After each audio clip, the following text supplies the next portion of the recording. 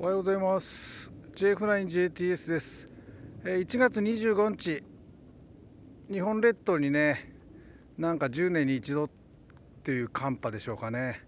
富山はね、もともと雪国なんですけど、今回まで雪がなかったのが不思議なぐらいなんですけどね、今回はね、雪よりも風が強かったのでちょっと心配でシャックまで来ました。